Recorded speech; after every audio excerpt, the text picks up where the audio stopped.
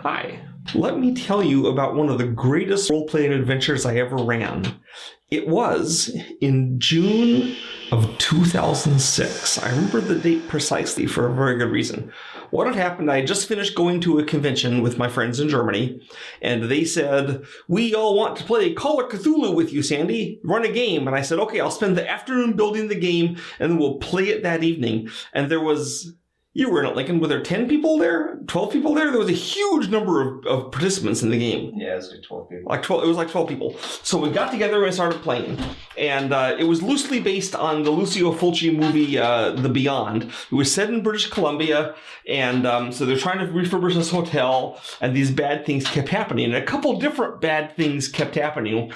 One of the things, they found out there was news of like volcanic eruptions on the coast of California, and there's something terrible happening in Japan, and of course they're in British Columbia on the coast, and things are happening there, and there's things happening over in the Philippines, and they keep hearing these, and they're kind of isolated where they are. They couldn't really get out of the area once the bad things started occurring. But basically what happened is the dead seemed to be coming to life.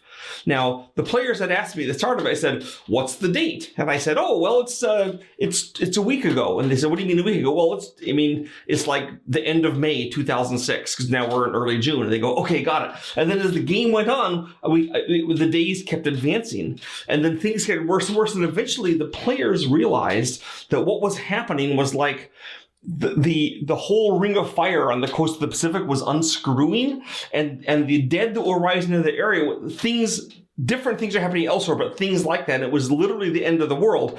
And then on the final thing where everything was coming to a head, they realized what the date was. And I said it was June, but it was June 6th that I ran it. So it was June 6th. 2006. It was 666. And when the players realized this, like the blood drained from their faces and they're like, "It's the end of the world," I said, "On the nose." It was a really fun adventure. Everyone was super chilled when they realized that the date we ran it on was the date of the end of the world, and all the stuff was going on. And we really enjoyed that adventure. Later on, if you're tempted to try to run this adventure, it's in the Petersen's Abominations adventure pack from Chaosium. I wrote it up and they published it. So you can actually play. It's called Motel Hell. So look up Motel Hell if you want to play that adventure. Now, the thing is that this game was good. They liked it no matter what. But suddenly it was far more impressive when the players realized that it was not only happening that day, but the date made significance. Now, right now, it's the holiday season. But I'm not here to tell you, here's how to use Christmas in your horror gaming. I'm here to tell you how to use whatever holiday you have out of timing your games right. Every season can have a holiday associated with it or some kind of event. There was no holiday for June 6th, 2006. I just put it together when I realized that was the date and I wanted to do it. Okay, now I'm going to show you a clip from a movie that plays off Halloween really well. So we'll watch that for a bit. Happy, happy Halloween, Halloween, Halloween, happy, happy Halloween, Silver Shamrock. Happy, happy Halloween, Halloween, Halloween, happy, happy Halloween, Silver Shamrock.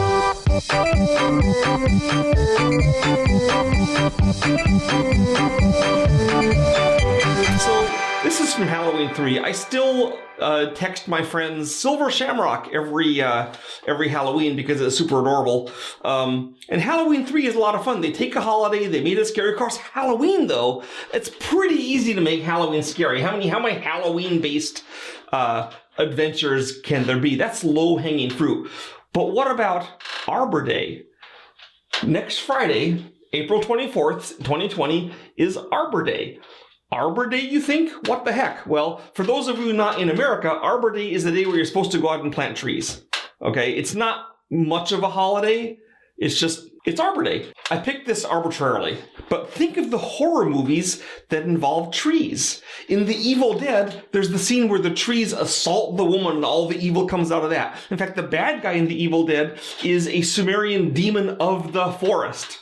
We have Little Shop of Horrors with a sentient plant from outer space, which If you've only ever seen the musical, it's great, but I also suggest you check out the original movie from 1961. I think it's 61. It's only an hour long, so it doesn't overstay its welcome, and it's pretty great.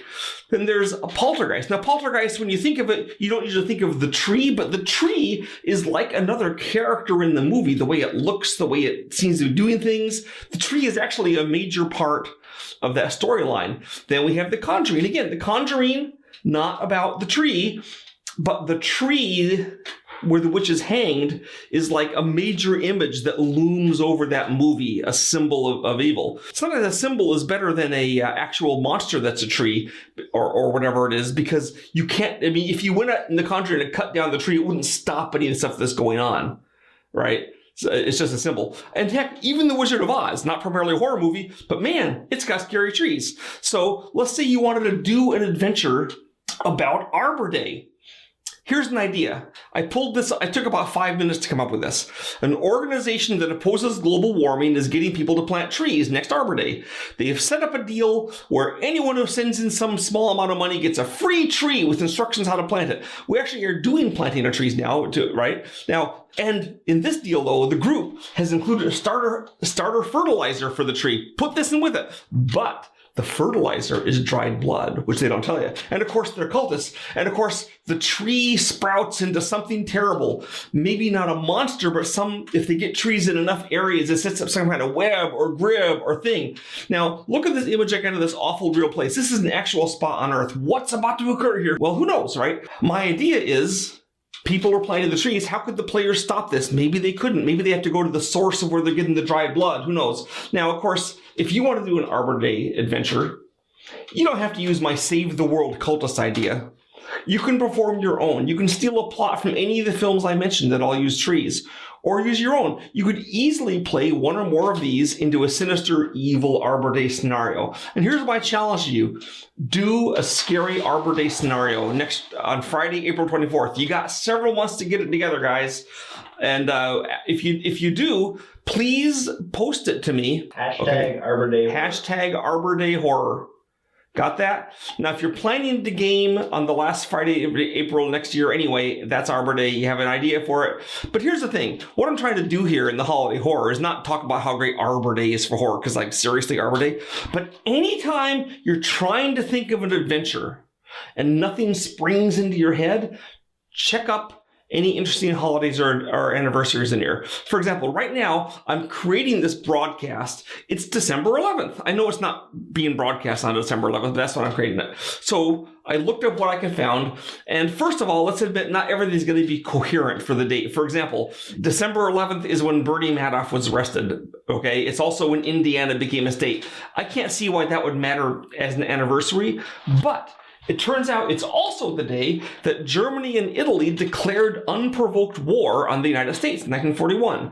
Now, that's an anniversary that might matter to some kind of fascist enemy or to someone that wanted bad things to happen to the U.S. I won't beat this dead horse any longer.